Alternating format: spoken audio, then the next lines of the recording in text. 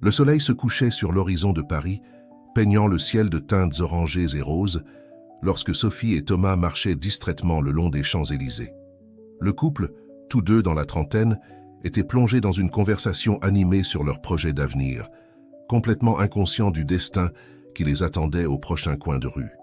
Sophie, une vétérinaire dévouée aux cheveux bruns ondulés et aux yeux verts expressifs, gesticulait avec enthousiasme en parlant de la clinique dont elle rêvait d'ouvrir.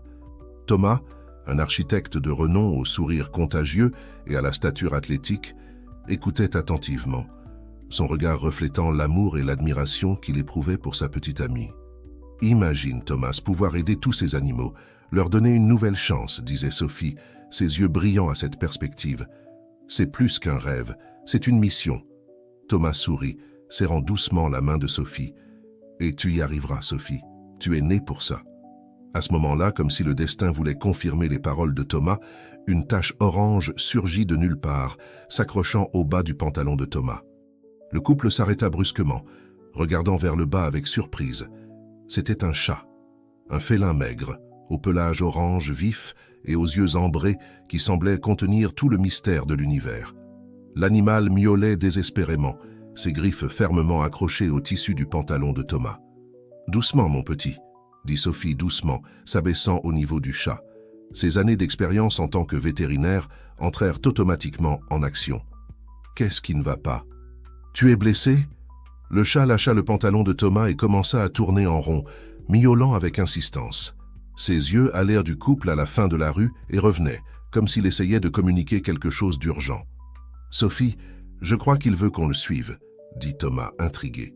Sophie acquiesça, sa curiosité professionnelle éveillée. « Voyons ce qu'il veut nous montrer. » Le couple suivit le chat qui courait quelques mètres devant, s'arrêtant occasionnellement pour s'assurer qu'il le suivait toujours.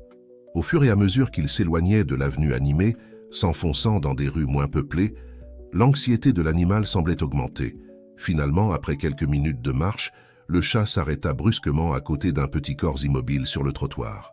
Sophie courut en avant, son cœur s'accélérant en reconnaissant la forme d'un chaton, presque sans vie. « Thomas, vite, nous devons l'emmener dans une clinique !» cria-t-elle, examinant déjà le chaton de ses mains expertes. Thomas, sans hésiter, enleva sa veste et l'offrit à Sophie, qui enveloppa soigneusement le chaton. Le couple courut vers l'avenue principale, le chat orange les suivant de près. Par chance, il y avait une clinique vétérinaire ouverte 24 heures sur 24, à quelques pâtés de maison. Ils entrèrent haletants, Sophie prenant immédiatement le contrôle de la situation. « Je suis vétérinaire, ce chaton a besoin d'oxygène et de fluide immédiatement, » dit-elle à la réceptionniste stupéfaite. Dans les minutes qui suivirent, la clinique se transforma en un tourbillon d'activité. Le chaton fut emmené dans la salle d'urgence, Sophie assistant au traitement. Thomas resta dans la salle d'attente, le cœur lourd, observant le chat orange qui les avait guidés jusque-là. Le félin semblait tout aussi anxieux, faisant les 100 pas dans la réception. Après ce qui sembla une éternité, Sophie sortit de la salle d'urgence, le soulagement évident sur son visage. « Il va s'en sortir, » dit-elle, embrassant Thomas. C'était juste, mais nous avons réussi à le stabiliser. Le couple s'accorda un moment de joie, mais la célébration fut interrompue par un miaulement insistant. Le chat orange était à la porte de la clinique, voulant clairement sortir. « Je pense qu'il veut nous montrer autre chose, » dit Thomas, intrigué. Sophie acquiesça, sa curiosité ravivée. « Allons voir ce qu'il a d'autre à nous montrer. » Ils suivirent le chat jusqu'à l'endroit où ils avaient trouvé le chaton. Le félin s'arrêta près de quelques buissons et commença à miauler avec insistance. Sophie s'approcha avec précaution et, à sa surprise, trouva un autre chaton caché parmi les feuilles. « Thomas, il y en a un autre ici !» s'exclama-t-elle, prenant doucement le petit animal. Ce chaton, bien qu'effrayé, semblait être en meilleur état que son frère. « Il semble avoir faim, mais sinon il va bien. » Thomas regarda autour de lui, cherchant un signe de nourriture qu'il pourrait donner au chaton et à la mère chatte. Ses yeux se posèrent sur une petite épicerie encore ouverte de l'autre côté de la rue. « Je vais acheter quelque chose à manger pour eux, » dit-il, courant vers le magasin. Pendant ce temps, Sophie examina soigneusement le chaton, vérifiant les signes de déshydratation ou d'autres problèmes. Le chat orange, probablement la mère, observait attentivement chaque mouvement de Sophie. Thomas revint quelques minutes plus tard avec une boîte de thon et un peu de lait. Ils improvisèrent une assiette avec le couvercle de la boîte et offrirent la nourriture aux chats affamés. La scène qui suivit fut touchante. La mère chatte, aussi affamée qu'elle était, s'assura d'abord que son chaton se nourrisse avant de manger elle-même. Sophie et Thomas observaient, émus par l'instinct maternel de l'animal. « C'est incroyable comme elle nous a amenés jusqu'ici, comme si elle savait que nous pouvions aider », commenta Thomas, sa voix basse pour ne pas déranger les félins. Sophie acquiesça, ses yeux brillants de larmes contenues. Les animaux sont beaucoup plus intelligents et sensibles que beaucoup de gens ne l'imaginent. Elle savait exactement ce qu'elle faisait. Tandis qu'ils observaient la petite famille féline se nourrir, Sophie et Thomas échangèrent un regard significatif. Sans avoir besoin de dire un mot, ils savaient tous deux que leur vie avait changé irrévocablement cette nuit-là.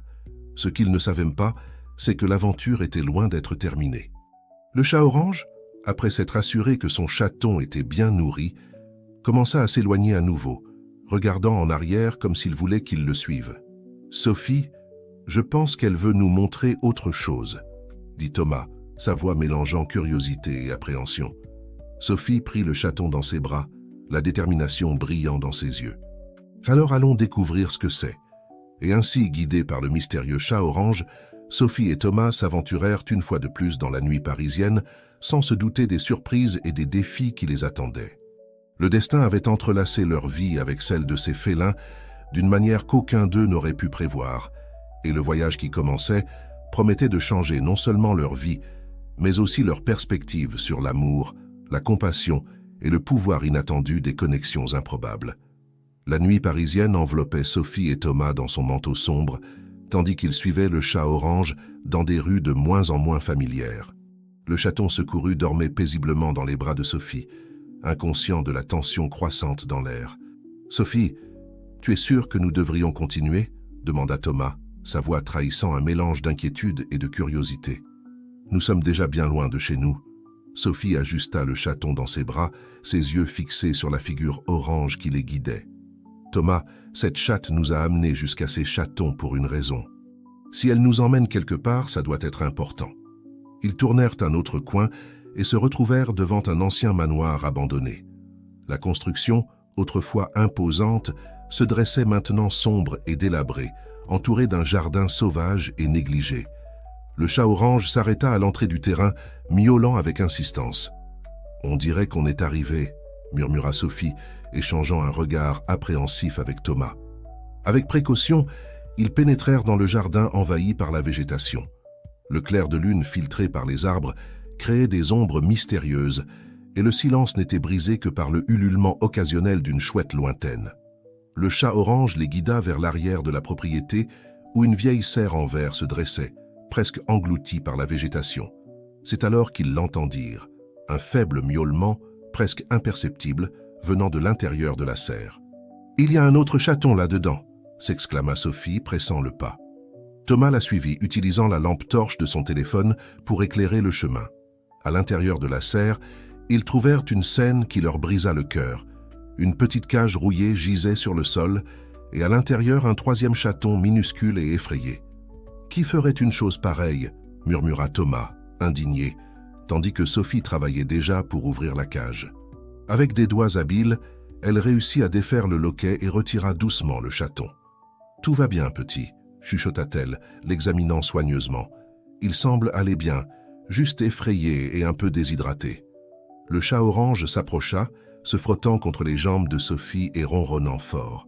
Ses yeux ambrés brillaient de ce qui semblait être de la gratitude. « Je pense qu'on a trouvé toute la famille, » dit Thomas, un sourire se formant sur son visage malgré la situation tendue. « Qu'est-ce qu'on fait maintenant ?» Sophie regarda les deux chatons dans ses bras et la chatte qui les avait guidés dans ce voyage incroyable. Son esprit de vétérinaire formulait déjà un plan. « Nous ne pouvons pas les laisser ici, » déclara-t-elle fermement. « Nous allons les ramener à la maison. Demain matin, nous les emmènerons tous à la clinique pour un bilan complet. » Thomas acquiesça sans hésitation. « Je suis d'accord. Ils ont traversé beaucoup d'épreuves. Ils méritent un endroit sûr et confortable. » Le chemin du retour vers l'appartement du couple fut une aventure en soi. Thomas portait la chatte orange qui restait étonnamment calme dans ses bras, tandis que Sophie s'occupait des trois chatons. Les rues vides de l'aube parisienne furent les témoins silencieux de cette improbable procession. En arrivant chez eux, le couple improvisa rapidement un espace confortable pour la famille féline dans la buanderie. Des serviettes douces formèrent un lit improvisé, et des bols d'eau fraîche et un peu plus du thon acheté plus tôt furent fournis. La chatte orange, épuisée mais visiblement soulagée, s'installa immédiatement avec ses chatons, leur permettant de téter. Sophie et Thomas observèrent la scène, enchantés et émus. « C'est incroyable comme elle nous a fait confiance », commenta Sophie, sa voix basse pour ne pas déranger les animaux. Comme si elle savait que nous pouvions aider.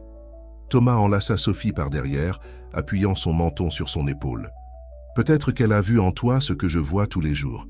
Une personne incroyable, pleine de compassion et d'amour pour les animaux. » Sophie se retourna dans les bras de Thomas, ses yeux brillants de larmes d'émotion. « Merci de me soutenir dans tout ça, Thomas. Je sais que ce n'était pas vraiment comme ça qu'on avait prévu de passer la soirée. » Il sourit, l'embrassant doucement. « Hey, quel serait l'intérêt de la vie si nous n'avions pas quelques aventures inattendues de temps en temps ?» À ce moment-là, épuisé mais heureux, le couple se permit enfin de se détendre. Ils s'assirent sur le canapé du salon, avec toujours une vue sur la buanderie où les chats se reposaient. « Tu sais, » commença Sophie hésitante, « ça m'a fait réfléchir. Tu te souviens de cette idée que j'avais d'ouvrir un refuge pour animaux abandonnés ?» Thomas acquiesça, se rappelant les nombreuses conversations qu'ils avaient eues sur le rêve de Sophie. « Eh bien, je pense qu'il est temps de le réaliser, » continua-t-elle, sa voix gagnante en assurance. « Ce qui s'est passé aujourd'hui, ça ne peut pas être une coïncidence. C'est comme si c'était un signe, tu comprends ?» Thomas sourit, prenant les mains de Sophie dans les siennes. « Je comprends parfaitement, et tu sais que tu as tout mon soutien. En fait, il fit une pause, comme s'il réfléchissait à quelque chose. Et si on en faisait un projet commun? Je pourrais concevoir l'espace, le rendre parfait pour les animaux et pour toi. » Les yeux de Sophie s'écarquillèrent à cette suggestion. « Thomas, tu ferais ça? Mais et tes autres projets? » « Sophie, te voir réaliser ton rêve est plus important pour moi que n'importe quel autre projet, » répondit-il avec sincérité. « Et puis, réfléchis-y. Un refuge conçu par un architecte et dirigé par une vétérinaire. Ce serait révolutionnaire. » Sophie se jeta dans les bras de Thomas, riant et pleurant à la fois. « Je t'aime tellement, tu sais. » Alors que le couple s'enlaçait, faisant des plans pour l'avenir, la famille féline dormait paisiblement dans la buanderie. Aurore ouvrit brièvement les yeux, comme si elle sentait l'énergie positive émanant du salon. Satisfaite, elle se rendormit, sachant instinctivement qu'elle et ses chatons étaient en sécurité. Le lendemain promettait d'être chargé en défi. Emmener les chats pour un bilan de santé, commencer à planifier le refuge, faire face aux inévitables complications qui surgiraient. Mais en cet instant, en cette nuit magique à Paris, tout semblait possible. Ce que Sophie et Thomas ne savaient pas, c'est que leur voyage ne faisait que commencer. La décision d'ouvrir le refuge allait déclencher une série d'événements qui mettraient à l'épreuve leur amour, leur détermination et leur compassion. Mais pour l'instant, bercés par le doux ronronnement des chats et la chaleur de l'autre, ils se permirent de rêver à l'avenir radieux qui les attendait. Le soleil avait à peine pointé à l'horizon lorsque Sophie ouvrit les yeux, momentanément confuse par le poids chaud et poilu sur ses pieds. Les événements de la veille lui revinrent en mémoire dans un tourbillon et elle sourit en voyant Aurore confortablement blottie au pied du lit. « Thomas, réveille-toi » chuchota-t-elle, poussant doucement son compagnon. « Nous devons emmener les chats à la clinique. » Thomas grogna quelque chose d'inintelligible avant d'ouvrir les yeux, son regard s'adoucissant immédiatement en se posant sur Sophie. « Bonjour, mon amour. » Notre invitée féline semble s'être sentie comme chez elle, hein? Sophie rit doucement, caressant la tête d'Aurore. Oui, en effet. Allons voir comment vont les chatons. Dans la buanderie, ils trouvèrent les 3 chatons encore endormis, un adorable enchevêtrement de fourrure et de pattes. Le couple se prépara rapidement, improvisant une caisse de transport avec un panier à linge doublé de serviettes douces. Le trajet jusqu'à la clinique vétérinaire fut une aventure en soi. Aurore, que Sophie avait commencé à appeler affectueusement ainsi, resta étonnamment calme, comme si elle comprenait qu'ils étaient là pour aider. À la clinique, ils furent accueillis par le docteur Clara, une collègue et amie de Sophie. « Sophie, Thomas, quelle surprise de vous voir si tôt !» s'exclama Clara, avant de remarquer la caisse de transport improvisée. « Et je vois que vous n'êtes pas venu seul. » Sophie expliqua rapidement la situation, tandis que Thomas sortait soigneusement les chats du panier. Clara écouta attentivement, son visage mêlant inquiétude et admiration. « Vous avez fait un excellent travail en sauvant cette famille, » dit-elle, commençant déjà à examiner Aurore. « Nous allons faire des bilans complets pour tous. » Les heures suivantes furent un tourbillon d'examens, de tests et de traitements. Aurore et 2 des chatons étaient relativement en bonne santé, nécessitant seulement un déparasitage et quelques vitamines. Le chaton qu'ils avaient trouvé en premier, cependant, avait encore besoin de soins particuliers. « Il répond bien au traitement », expliqua Clara. « Mais il aura besoin d'un suivi pendant quelques semaines. Êtes-vous en mesure de vous en occuper à la maison ?» Sophie et Thomas échangèrent un regard. Ce n'était pas exactement comme ça qu'ils avaient prévu de commencer leur vie commune, mais « Bien sûr que oui », répondirent-ils à l'unisson. Clara sourit, approuvant visiblement leur décision. « Parfait. Je vais préparer toutes les instructions et les médicaments nécessaires. » En attendant, Sophie entraîna Thomas dans un coin de la salle d'attente. « Thomas, j'ai réfléchi. Et si on utilisait le terrain de ma grand-mère pour le refuge? Tu sais, cette ferme en périphérie de la ville qu'elle m'a léguée. » Les yeux de Thomas s'illuminèrent à cette idée. « Sophie, c'est parfait. Il y a plus qu'assez d'espace, de l'air pur, de la tranquillité. Je peux déjà visualiser le projet. » L'enthousiasme du couple fut interrompu par l'arrivée d'un homme grand et bien habillé à la clinique. Son regard parcourut l'environnement jusqu'à se poser sur Aurore, qui était en train d'être préparée pour rentrer à la maison. « Ah, vous voilà !» s'exclama-t-il, s'approchant rapidement de la chatte. Sophie se plaça instinctivement entre l'homme et Aurore. « Excusez-moi, mais qui êtes-vous » L'homme parut surpris par l'intervention. « Je suis Charles Moreau. C'est ma chatte, Saphir. Elle s'est enfuie il y a quelques jours et je l'ai cherchée partout. » Un silence tendu s'installa dans la pièce. Thomas rejoignit Sophie, tous deux échangeant des regards inquiets. « Monsieur Moreau, » commença Sophie, choisissant soigneusement ses mots, « nous avons trouvé cette chatte hier soir. Elle nous a conduits jusqu'à ces chatons, dont l'un était très malade. Ils étaient tous dans des conditions précaires. » Charles sembla véritablement choqué. « Des chatons? Mais c'est impossible. Saphir a été stérilisée il y a des mois. » La situation devenait de plus en plus confuse. Clara, percevant la tension, intervint. « Messieurs, dames, pourquoi ne pas en discuter dans mon bureau?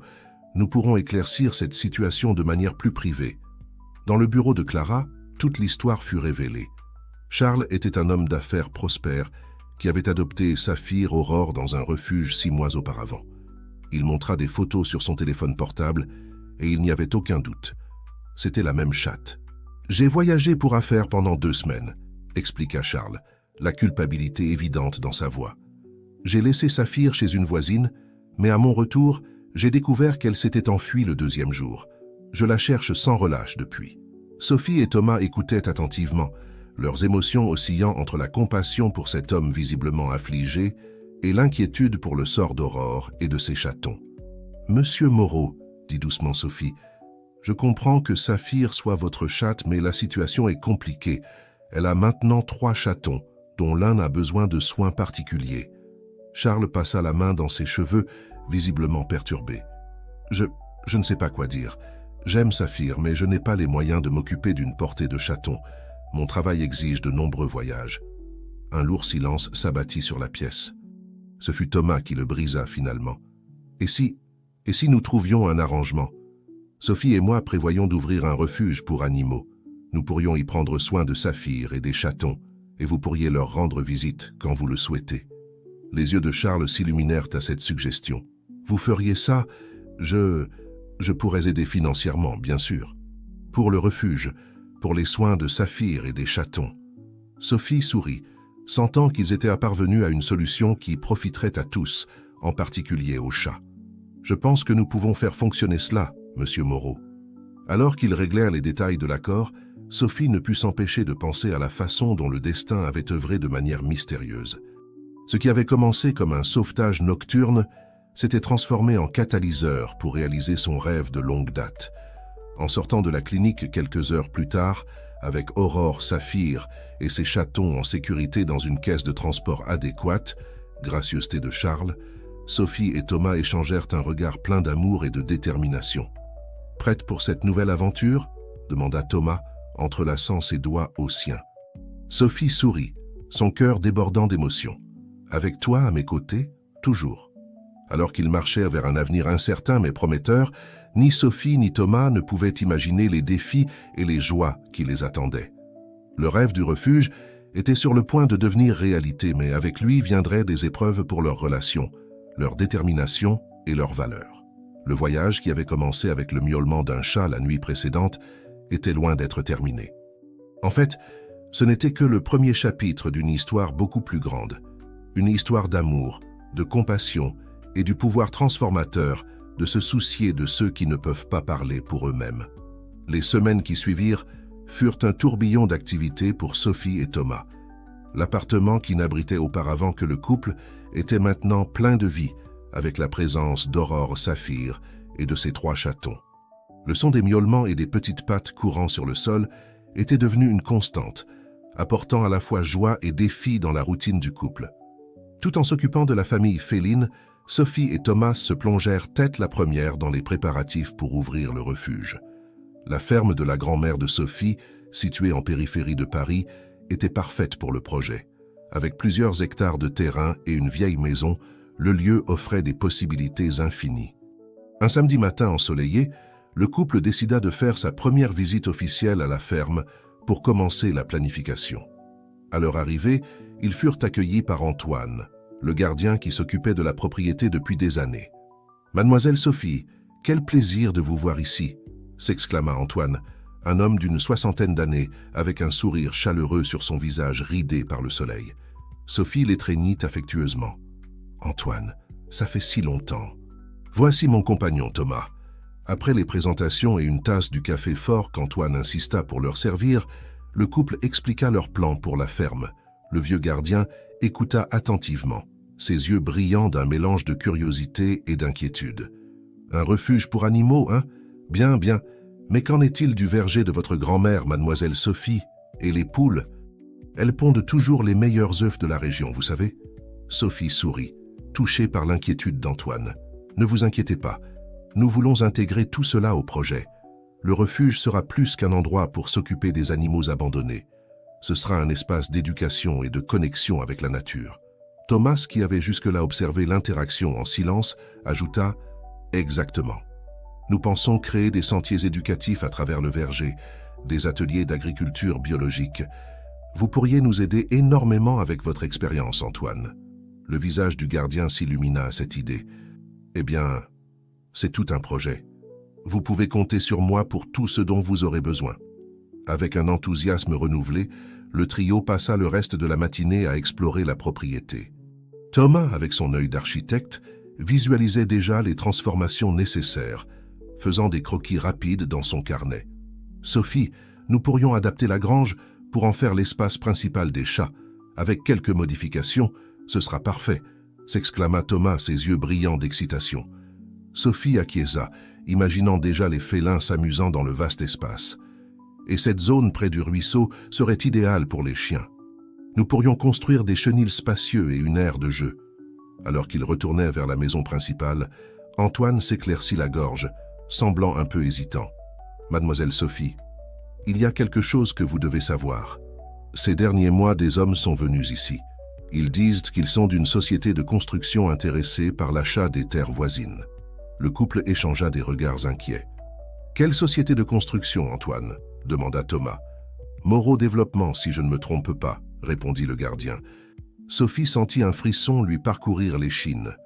Moreau. Le même nom que Charles, le propriétaire d'Aurore, Saphir. Était-ce simplement une coïncidence?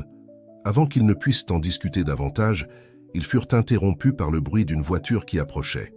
À la surprise de tous, c'était Charles Moreau qui descendait du véhicule luxueux. « Sophie, Thomas, quelle surprise de vous trouver ici !» s'exclama Charles, semblant sincèrement surpris. Thomas fit un pas en avant, instinctivement protecteur. « Charles, que faites-vous ici ?» L'homme d'affaires parut momentanément déconcerté, mais retrouva rapidement sa contenance. « Ah, je suis juste en train d'explorer des opportunités commerciales dans la région. Et vous ?» Sophie décida d'être directe. « C'est la ferme de ma grand-mère. Nous prévoyons de la transformer en refuge pour animaux. » L'expression de Charles changea subtilement, un mélange de surprise et de quelque chose que Sophie n'arrivait pas à déchiffrer. Un refuge? Ici? Mais c'est merveilleux. Peut-être que je pourrais aider d'une manière ou d'une autre. L'offre semblait sincère, mais Sophie ne put s'empêcher de ressentir une pointe de méfiance. Il y avait quelque chose dans la présence de Charles ici, à ce moment-là, qui ne semblait pas être une simple coïncidence. « Merci Charles. Nous en sommes encore aux premières étapes de planification, mais nous apprécions l'offre, » répondit Sophie, essayant de garder un ton neutre. Charles acquiesça, son regard errant sur la propriété. « Eh bien, je ne vais pas vous déranger davantage. Je ne faisais que passer. Tenez-moi informé des progrès du refuge, d'accord? » « Aurore, je veux dire, Safran et les chatons vont bien ?» Thomas assura que les chats allaient très bien, et après quelques mots de courtoisie supplémentaires, Charles prit congé. Le silence qui suivit était lourd de questions non formulées. « Sophie, » commença Thomas, sa voix basse et préoccupée, « tu penses que… » Elle secoua la tête, l'interrompant. « Je ne sais pas, Thomas, mais nous devons rester vigilants. Quelque chose me dit que les choses pourraient se compliquer. » Antoine, qui avait observé toute l'interaction en silence, prit finalement la parole. « Mademoiselle Sophie, si vous me permettez, méfiez-vous de cet homme. Il y a quelque chose dans ses yeux qui ne me plaît pas. » Le couple acquiesça silencieusement. Ce qui avait commencé comme une journée de planification excitante s'était transformé en quelque chose de plus complexe et potentiellement problématique. Alors qu'ils se préparaient à rentrer à Paris en fin d'après-midi, Sophie et Thomas discutaient des prochaines étapes. Le rêve du refuge semblait plus réel que jamais, mais aussi plus difficile. « Nous ne laisserons rien nous arrêter, Sophie, » dit Thomas, serrant la main de Sophie. « Ce refuge est trop important pour abandonner à cause de quelques obstacles. » Sophie sourit, se sentant renforcée par le soutien de Thomas. « Tu as raison.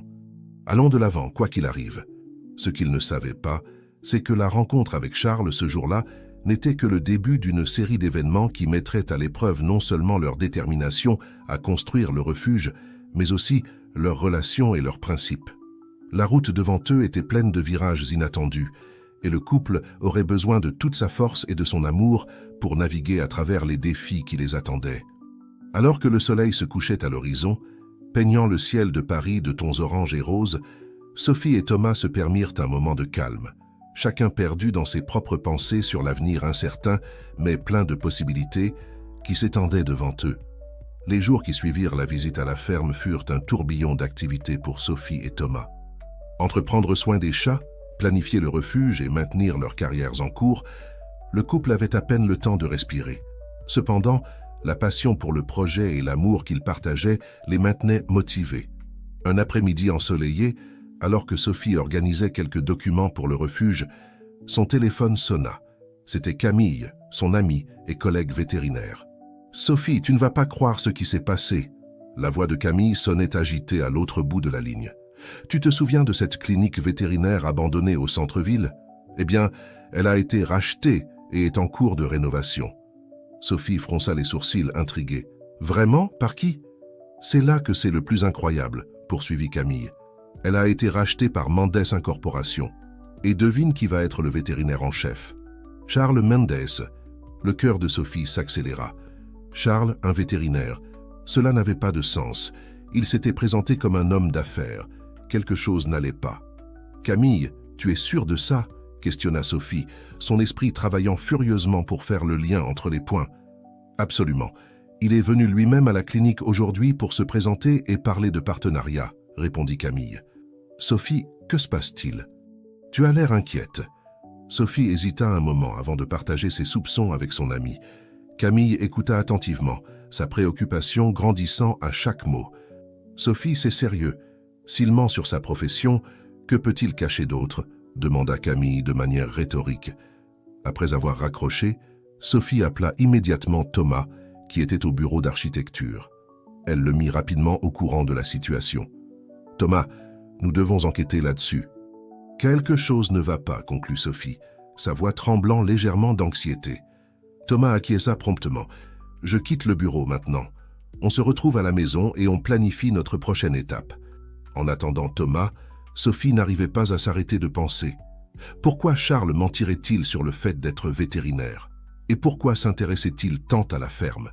Les questions s'accumulaient dans son esprit, chacune plus troublante que la précédente. Ses pensées furent interrompues par le bruit de la porte qui s'ouvrait. Thomas entra, l'air préoccupé et un peu essoufflé.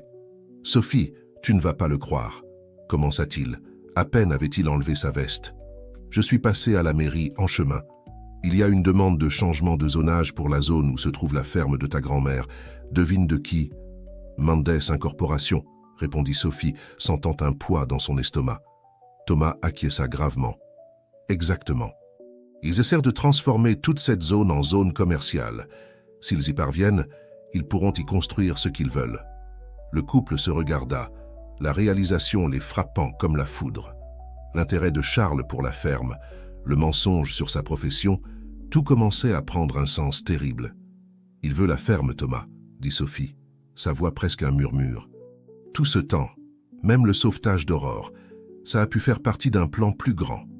Thomas s'assit à côté de Sophie, prenant ses mains dans les siennes. « Ne tirons pas de conclusions hâtives, nous avons besoin de plus d'informations. » À ce moment-là, comme si l'univers répondait à leur dilemme, le téléphone de Sophie sonna à nouveau. C'était un numéro inconnu. « Allô ?» répondit Sophie, hésitante. « Sophie ?» « C'est Béatrice, l'ex-femme de Charles Mendes. » Une voix féminine résonna de l'autre côté. « Nous devons parler. C'est à propos de Charles et... eh bien, de beaucoup plus. » Sophie échangea un regard surpris avec Thomas avant de répondre « Bien sûr, Béatrice. Quand et où ?» Ils convinrent de se rencontrer dans un café discret le lendemain. Après avoir accroché, Sophie se tourna vers Thomas, ses yeux reflétant un mélange de détermination et d'appréhension. « Demain, nous aurons peut-être quelques réponses, » dit-elle. Thomas acquiesça, l'attirant dans une étreinte réconfortante. « Nous serons ensemble dans cette affaire, comme toujours. » Alors qu'ils se préparaient à dormir cette nuit-là, le couple ne put s'empêcher de sentir qu'ils étaient au bord de quelque chose de plus grand qu'ils n'avaient jamais imaginé. Le rêve du refuge, qui semblait si simple et pur au début, était maintenant enchevêtré dans une toile de mensonges et d'ambitions corporatives. Dans la pièce d'à côté, Aurore et ses chatons dormaient paisiblement, inconscients du tourbillon d'émotions et d'incertitudes qui assaillait leurs gardiens humains. Sophie les observa un moment, ressentant une vague de protection et de détermination. « Peu importe ce qui arrive, » murmura-t-elle à Thomas qui l'enlaçait par derrière, « nous n'abandonnerons pas. Ces animaux et tous les autres qui ont besoin d'aide méritent un endroit sûr, et nous allons le leur donner, coûte que coûte. » Thomas embrassa doucement le sommet de sa tête. « Ensemble, Sophie, toujours ensemble. » Alors que la nuit avançait, le couple s'endormit finalement, leurs rêves peuplés d'images de chats, de fermes idylliques et d'ombres menaçantes. Le lendemain apporterait des révélations qui changeraient le cours de leur vie pour toujours. Mais pour l'instant, bercés par l'amour l'un de l'autre et par la conviction de leur cause, ils se reposaient, rassemblant leurs forces pour les défis qui les attendaient. La pleine lune brillait sur Paris, jetant une lumière argentée sur la ville endormie. Dans l'appartement de Sophie et Thomas, Aurore ouvrit brièvement les yeux, son regard mystérieux semblant contenir des secrets encore non révélés. Avec un doux ronronnement, elle se rendormit, comme si elle savait que les jours à venir apporteraient des changements qui affecteraient non seulement ses protecteurs humains, mais aussi le destin d'innombrables animaux dans le besoin. Le matin arriva avec un mélange d'anxiété et de détermination pour Sophie et Thomas. Le petit déjeuner fut un repas silencieux, tous deux perdus dans leurs pensées sur la rencontre imminente avec Béatrice, l'ex-femme de Charles Mendes. Ils arrivèrent au café convenu avec quelques minutes d'avance. L'endroit était discret, avec des tables éloignées les unes des autres, offrant l'intimité nécessaire pour une conversation délicate. Il ne fallut pas longtemps avant qu'une femme élégante, aux cheveux châtains et aux yeux perspicaces, s'approche de leur table. « Sophie et Thomas, je présume ?» demanda-t-elle, sa voix calme, mais avec une note de tension sous-jacente. Après les présentations initiales et les commandes passées, Béatrice alla droit au but. « Je sais que vous prévoyez d'ouvrir un refuge pour animaux dans la ferme de votre grand-mère, Sophie, » commença-t-elle. « Et je sais aussi que Charles est d'une manière ou d'une autre impliqué dans cette affaire. Je suis ici pour vous avertir. Soyez très prudents. » Sophie et Thomas échangèrent des regards inquiets avant que Sophie ne demande « Que voulez-vous dire exactement, Béatrice ?» Béatrice soupira profondément avant de continuer. « Charles n'est pas celui qu'il prétend être. Il n'est pas vétérinaire, il ne l'a jamais été. En fait, il se soucie à peine des animaux. » Ce qu'il est réellement, c'est un homme d'affaires impitoyable qui fera n'importe quoi pour obtenir ce qu'il veut. Thomas se pencha en avant, son expression sérieuse. « Et que veut-il exactement ?»« C'est terre, » répondit Béatrice sans hésitation. « La zone où se trouve la ferme de votre grand-mère est extrêmement précieuse. Charles veut la transformer en un grand projet commercial. Un centre commercial pour être précise. » Sophie eut l'impression que l'air avait été arraché de ses poumons.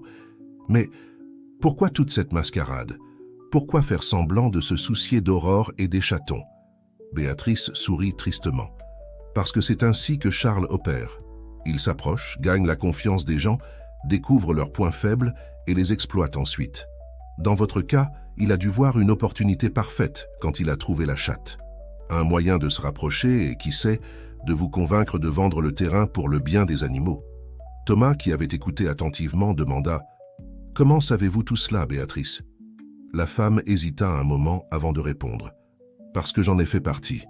Je travaillais avec Charles, je l'aidais dans ses stratagèmes, jusqu'à ce que je ne puisse plus le supporter. Le divorce a été ma sortie, mais pas sans conséquences. » Sophie ressentit une vague d'empathie pour la femme en face d'elle. Quel genre de conséquences? « Charles est vindicatif, » expliqua Béatrice, sa voix baissant. « Il a ruiné ma réputation professionnelle, m'a laissé sans rien. Je suis ici aujourd'hui parce que je ne peux pas le laisser faire ça à d'autres personnes ou animaux. » Le silence qui suivit fut lourd, chacun absorbant les implications des révélations de Béatrice.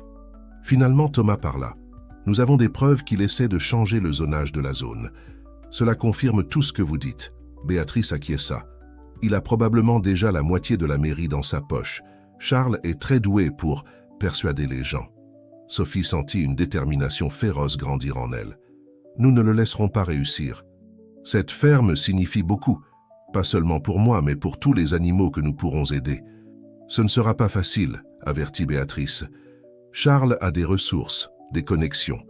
Il n'abandonnera pas facilement. Thomas prit la main de Sophie, la serrant de manière rassurante. Nous n'abandonnerons pas non plus. Nous avons la vérité de notre côté. Béatrice sourit, semblant pour la première fois vraiment pleine d'espoir. Je suis heureuse d'entendre cela. Et je veux que vous sachiez que vous pouvez compter sur moi. J'ai des informations qui pourraient être utiles dans la lutte contre Charles. Le reste de la rencontre fut consacré à l'élaboration de stratégies.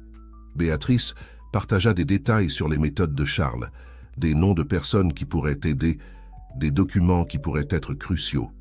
En se quittant, Sophie serra impulsivement Béatrice dans ses bras. « Merci pour votre courage, » dit-elle. Béatrice lui rendit son étreinte, visiblement émue. « Merci de ne pas abandonner. Ces animaux méritent une chance. » De retour à l'appartement, Sophie et Thomas se retrouvèrent face à une montagne d'informations et une décision cruciale à prendre. « Que faisons-nous maintenant, Thomas ?» demanda Sophie, caressant distraitement Aurore, qui avait sauté sur ses genoux comme si elle sentait la tension dans l'air. Thomas prit une profonde inspiration, son regard déterminé. « Maintenant, nous nous battons. Pour le refuge, pour les animaux, pour ce qui est juste. » Sophie acquiesça, ressentant un mélange de peur et d'excitation. « Ce sera difficile. »« Oui, » approuva Thomas, « mais ça en vaut la peine. Et nous avons quelque chose que Charles n'a pas. »« Quoi ?» demanda Sophie, curieuse. Thomas sourit, l'attirant près de lui. « L'amour, pour ce que nous faisons, pour les animaux, l'un pour l'autre. Et ça, Sophie, c'est plus fort que n'importe quel stratagème que Charles pourrait concevoir. » À ce moment-là, se regardant dans les yeux, Sophie et Thomas renouvelèrent silencieusement leur engagement, envers le rêve du refuge, envers la lutte qui les attendait, et par-dessus tout, l'un envers l'autre. La bataille ne faisait que commencer, mais ils étaient prêts.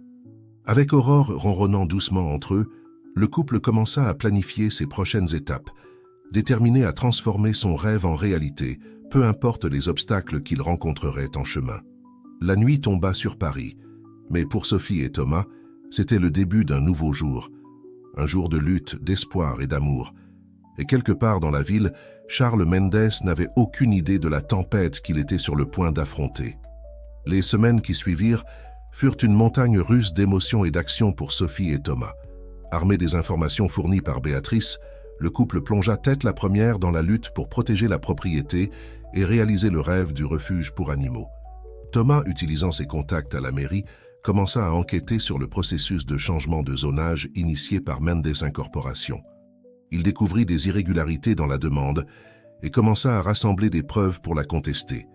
Pendant ce temps, Sophie se concentra sur la mobilisation de la communauté locale. Elle organisa des réunions avec les résidents de la région, expliquant l'importance du refuge et les avantages qu'il apporterait à la zone. Sa passion était contagieuse, et bientôt, elle avait un groupe croissant de partisans. Un après-midi, alors que Sophie revenait d'une de ces réunions, elle reçut un appel inattendu de M. Antoine, le gardien de la propriété. « Mademoiselle Sophie, vous devez venir ici de toute urgence. » La voix du vieux gardien était agitée.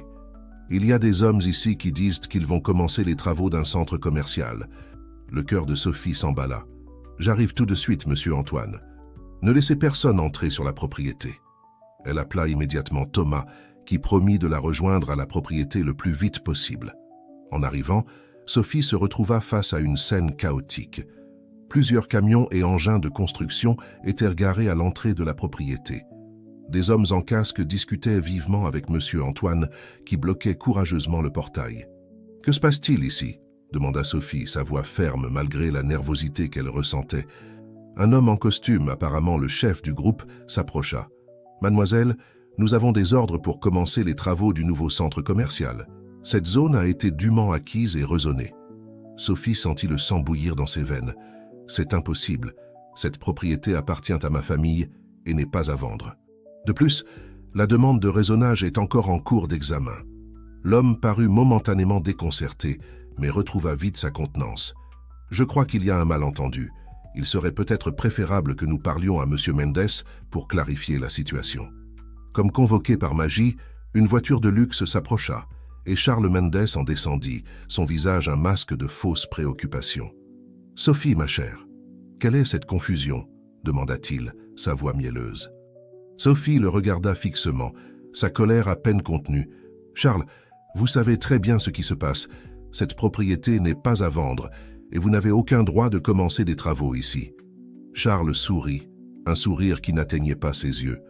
« Ah, mais si, voyez-vous, j'ai légalement acquis cette propriété il y a quelques semaines. Les papiers sont tous en règle. » À ce moment-là, Thomas arriva, essoufflé. Il se plaça aux côtés de Sophie, regardant Charles avec détermination. « C'est impossible. Sophie est la seule propriétaire légale de ce terrain. » Charles haussa les épaules, son sourire maintenant ouvertement dédaigneux. « Peut-être devriez-vous vérifier plus attentivement. Les choses changent, vous savez ?» Un silence tendu tomba sur le groupe. Sophie avait l'impression que le sol disparaissait sous ses pieds. Comment cela avait-il pu se produire? C'est alors qu'une voix inattendue brisa le silence. « Je peux expliquer cela. » Tout le monde se tourna pour voir Béatrice émerger d'une voiture qui venait d'arriver. Elle marchait avec détermination, portant une épaisse chemise de documents. Charles pâlit visiblement. « Béatrice, que fais-tu ici ?» Ignorant son ex-mari, Béatrice s'adressa à Sophie et Thomas. « Je soupçonnais que Charles tenterait quelque chose comme ça. C'est pourquoi j'ai fait quelques recherches de mon côté. » Elle ouvrit la chemise, révélant une série de documents. « Voici les registres originaux de la propriété. Et ceux-ci, dit-elle en montrant un autre ensemble de papiers, sont les faux que Charles a utilisés pour acquérir le terrain. J'ai des preuves qu'il a soudoyé des employés du cadastre pour effectuer ce transfert illégal. » Le visage de Charles se tordit en un masque de fureur. « Tu ne peux rien prouver !» Béatrice sourit froidement. « Oh, mais si je peux. D'ailleurs, j'ai déjà envoyé des copies de tout cela à la police et au procureur. Il devrait arriver d'un moment à l'autre. » Comme pour confirmer ses paroles, le son de sirène commença à se rapprocher. Charles, réalisant qu'il était acculé, tenta de s'enfuir, mais fut rapidement maîtrisé par Thomas et M. Antoine. Quelques minutes plus tard, la police arriva, et Charles fut emmené pour être interrogé. Les ouvriers, confus et ne sachant que faire, commencèrent à retirer leur équipement. Sophie, encore étourdie par les événements, se tourna vers Béatrice. « Comment puis-je vous remercier ?» Béatrice sourit, cette fois avec une émotion authentique. En voyant ce refuge devenir réalité, « Il est temps que nous fassions quelque chose de bien avec cet endroit. » Thomas serra Sophie dans ses bras, tous deux épuisés mais soulagés. « C'est fini, Sophie. Nous pouvons enfin commencer à construire notre rêve. » Sophie acquiesça, des larmes de soulagement et de bonheur brillant dans ses yeux. « Oui, nous le pouvons. » Et ce sera encore plus spécial après tout cela. Alors que le soleil se couchait sur la propriété, jetant une lumière dorée sur les champs qui abriteraient bientôt des dizaines d'animaux dans le besoin, Sophie, Thomas, Béatrice et Monsieur Antoine restèrent ensemble, unis par la bataille qu'ils avaient affrontée et par la vision de l'avenir qui semblait maintenant plus brillant que jamais. Le voyage pour créer le refuge était loin d'être terminé, mais le plus grand obstacle avait été surmonté. Le cœur rempli d'espoir et d'une détermination renouvelée, Sophie et Thomas savaient que, quoi que l'avenir leur réserve, ils l'affronteraient ensemble, guidés à chaque pas par l'amour qu'ils avaient l'un pour l'autre et pour les animaux qu'ils avaient juré de protéger. Les jours qui suivirent furent un tourbillon d'activités pour Sophie et Thomas. Avec Charles Mendes hors du tableau, ils pouvaient enfin se concentrer pleinement sur la réalisation de leurs rêves, la création du refuge pour animaux. Le premier ordre du jour était de sécuriser légalement la propriété. Avec l'aide de Béatrice et d'un avocat spécialisé, ils s'assurèrent que tous les documents étaient en ordre et que la propriété était fermement au nom de Sophie. Ils prirent également des mesures pour protéger le terrain contre toute tentative future de développement commercial. Ensuite vint la phase de planification. Thomas, utilisant ses compétences d'architecte, passa des jours à concevoir les plans du refuge. Il imagina des espaces ouverts pour les chiens, des structures arboricoles pour les chats, des enclos spacieux pour les animaux de ferme rescapés et même un petit étang pour les oiseaux aquatiques. Sophie, quant à elle, se plongea dans la logistique de la gestion d'un refuge. Elle contacta d'autres refuges pour obtenir des conseils, étudia les meilleures pratiques en matière de soins aux animaux et commença à établir des partenariats avec des vétérinaires locaux. Monsieur Antoine, ravi de voir la propriété prendre une nouvelle vie, s'impliqua activement dans le projet. Ces années d'expérience dans l'entretien du terrain s'avérèrent inestimables alors qu'il commençait à préparer le site pour la construction. Un mois après l'incident avec Charles, le couple organisa une journée portes ouvertes sur la propriété. Ils invitèrent la communauté locale, des représentants d'associations de protection des animaux et même quelques médias locaux. Le jour de l'événement arriva, lumineux et plein de promesses. Sophie et Thomas, main dans la main, accueillirent les visiteurs à l'entrée de la propriété. Aurore, perchée fièrement sur l'épaule de Sophie, semblait comprendre l'importance du moment. « Bienvenue à tous », commença Sophie, sa voix légèrement tremblante d'émotion. « Thomas et moi sommes ravis de vous présenter notre vision pour ce lieu. Ce ne sera pas seulement un refuge pour animaux, mais un sanctuaire où l'amour, la compassion et le respect pour toutes les créatures seront au cœur de tout ce que nous ferons. » Thomas prit le relais, déployant les plans architecturaux sur une grande table. Nous avons conçu chaque espace en pensant au bien-être des animaux. Ici, vous pouvez voir les chenils spacieux pour les chiens, chacun avec un accès à un espace extérieur sécurisé. Là, nous aurons une chatterie avec des arbres à chat intégrés et des fenêtres panoramiques pour que nos amis félins puissent profiter du soleil. Les visiteurs écoutaient attentivement, posant des questions et offrant des suggestions. L'enthousiasme était palpable, et bientôt des offres de bénévolat et de dons commencèrent à affluer. Béatrice, qui avait été invitée en tant qu'invitée d'honneur, s'approcha du couple. « Je suis tellement fière de vous deux, dit-elle, les larmes aux yeux. Vous avez transformé une situation difficile en quelque chose de vraiment beau. » Alors que la journée touchait à sa fin et que les derniers visiteurs partaient, Sophie et Thomas se retrouvèrent seuls au milieu du terrain. Le soleil se couchait, baignant la propriété d'une douce lumière dorée. « Nous l'avons fait, Thomas, » murmura Sophie, se blottissant contre lui. « C'est vraiment en train de se produire. » Thomas l'embrassa doucement. « C'est juste le début, mon amour. Nous avons encore beaucoup de travail devant nous, mais ensemble, je sais que nous pouvons accomplir n'importe quoi. » Soudain, un miaulement attira leur attention. Aurore, qui avait disparu pendant une partie de la journée, émergea des buissons. Derrière elle, à la surprise du couple, se trouvait un petit chaton abandonné. Sophie s'agenouilla, tendant doucement la main vers le petit félin tremblant. « Oh mon Dieu, Thomas, regarde !» Le chaton, après un moment d'hésitation, s'approcha de Sophie, reniflant sa main avant de se frotter contre elle en ronronnant. Thomas sourit largement. « On dirait que nous avons déjà notre premier résident. » Sophie prit délicatement le chaton dans ses bras, sentant son petit cœur battre rapidement. « Bienvenue chez toi, petit », murmura-t-elle. Ce moment simple mais profond cristallisa tout ce pourquoi ils avaient travaillé.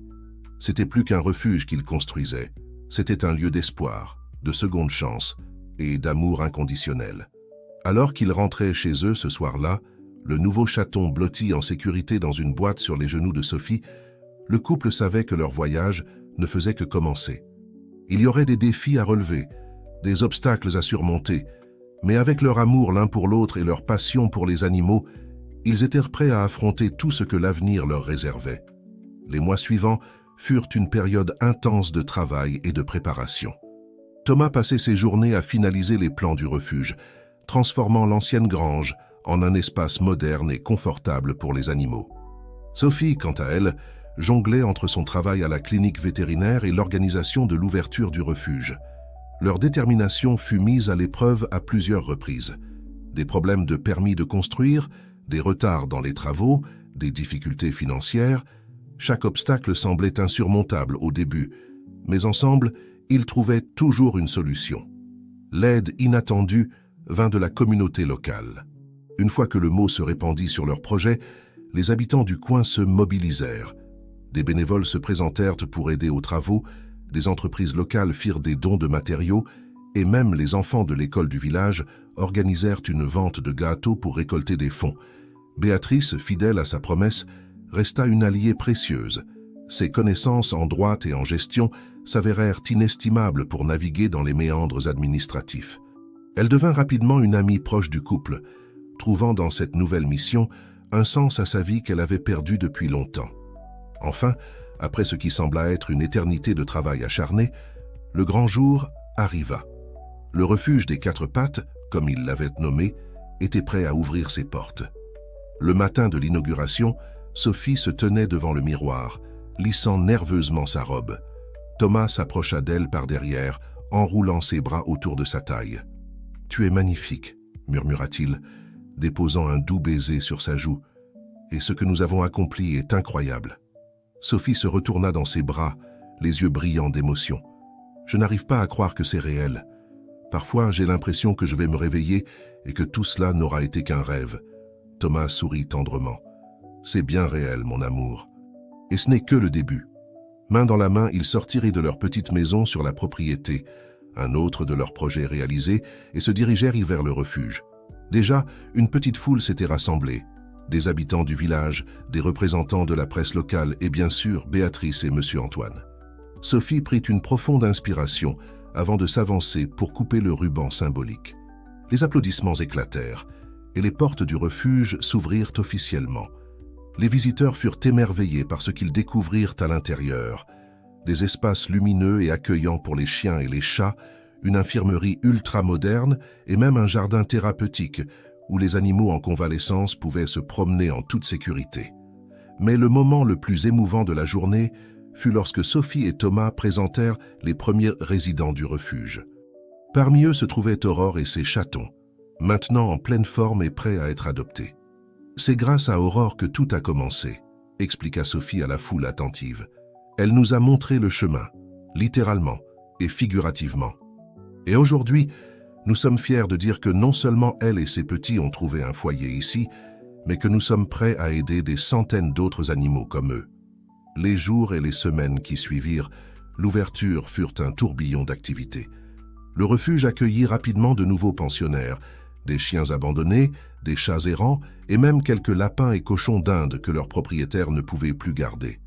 Sophie et Thomas travaillaient sans relâche, mais chaque animal sauvé, chaque adoption réussie, leur donnait l'énergie de continuer. Ils organisaient des journées portes ouvertes, des séances d'éducation pour les enfants sur le bien-être animal, et même des thérapies assistées par les animaux pour les personnes âgées de la maison de retraite locale. Un soir, alors qu'ils étaient assis sur le porche de leur maison, observant le soleil se coucher sur le refuge, Thomas se tourna vers Sophie avec un sourire mystérieux. « J'ai quelque chose à te montrer, » dit-il, lui prenant la main et la guidant vers la grange. Intriguée, Sophie le suivit. À l'intérieur, Thomas alluma les lumières, révélant un espace qu'elle n'avait jamais vu auparavant. C'était un petit studio d'art, rempli de toiles vierges, de pinceaux et de peintures. « Qu'est-ce que c'est ?» demanda Sophie émerveillée. Thomas l'entoura de ses bras. « C'est pour toi. Je sais que tu as toujours aimé peindre, même si tu n'en as plus eu le temps ces dernières années. Je pensais que tu pourrais utiliser cet espace pour te détendre, pour créer, peut-être même faire des portraits de nos pensionnaires pour aider à leur adoption. » Les yeux de Sophie s'emplirent de larmes. Elle se retourna pour faire face à Thomas, submergée par l'amour qu'elle ressentait pour cet homme qui la comprenait si bien, qui soutenait chacun de ses rêves. « Je t'aime tellement », murmura-t-elle avant de l'embrasser passionnément. Cette nuit-là, alors qu'ils étaient allongés dans leur lit, écoutant les sons apaisants de la campagne mêlés aux occasionnels aboiements ou miaulements venant du refuge, Sophie réalisa à quel point leur vie avait changé. Ce qui avait commencé comme un rêve fou était devenu une réalité merveilleuse. « Thomas », chuchota-t-elle dans l'obscurité. « Oui, mon amour ?» répondit-il, sa voix ensommeillée mais attentive. « Je pense que nous devrions nous marier, ici, au refuge. » Thomas se redressa sur un coude, son visage éclairé par la lueur de la lune filtrant à travers la fenêtre. Son sourire était radieux. « J'allais te le demander. Oui, marions-nous ici. C'est notre maison, notre vie. » C'est parfait. Quelques mois plus tard, le refuge des Quatre Pattes fut transformé pour accueillir un événement très spécial. Des guirlandes de fleurs décorèrent les enclos et une arche fleurie avait été érigée dans le jardin thérapeutique. Sophie, resplendissante dans une simple robe blanche, marchait vers Thomas, un bouquet de fleurs sauvages à la main. Autour d'eux, leurs amis, leurs familles et bien sûr, les animaux du refuge assistaient à la cérémonie. Béatrice, choisie comme témoin de Sophie, ne pouvait retenir ses larmes de joie. Monsieur Antoine, fier comme un père, était assis au premier rang, Aurore confortablement installée sur ses genoux. Alors qu'ils échangèrent leurs vœux, promettant de s'aimer et de se soutenir pour toujours, Sophie et Thomas savaient que leur amour était plus fort que jamais. Renforcés par les épreuves qu'ils avaient à traverser ensemble, nourris par leur passion commune pour les animaux, c'était un amour qui durerait toute une vie. La réception qui suivit fut une célébration joyeuse de l'amour, sous toutes ses formes. Les invités dansaient, riaient et partagèrent des histoires, tandis que les chiens du refuge couraient joyeusement entre leurs jambes et que les chats observaient la scène avec une curiosité amusée depuis leur perchoir. Alors que la nuit tombait et que la fête battait son plein, Sophie et Thomas s'éclipsèrent un moment. Main dans la main, ils firent le tour du refuge, s'arrêtant pour caresser un chien ici, gratter les oreilles d'un chat là. « Tu sais, » dit Sophie, s'appuyant contre l'épaule de Thomas, « quand j'étais petite, je rêvais d'être une princesse vivant dans un grand château. Mais ceci, » elle fit un geste englobant le refuge, « c'est tellement mieux que tous les châteaux du monde. » Thomas resserra son étreinte autour d'elle. « Et nous sommes loin d'avoir fini. J'ai quelques idées pour agrandir le refuge, peut-être ajouter une section pour les animaux de ferme rescapés. » Sophie rit, coupant court à ses projets avec un baiser. « Une chose à la fois, mon amour, nous avons toute la vie devant nous. » Et c'était vrai. Ils avaient toute une vie d'amour, d'aventures et de compassion devant eux. Une vie remplie de défis à relever, de victoires à célébrer et d'innombrables vies animales à sauver et à enrichir. Alors qu'ils retournaient à leur fête de mariage, entourés de leurs proches et de leurs protégés à quatre pattes, Sophie et Thomas savaient qu'ils avaient trouvé bien plus qu'un refuge pour animaux. Ils avaient trouvé leur but, leur passion, et surtout, ils s'étaient trouvés l'un l'autre.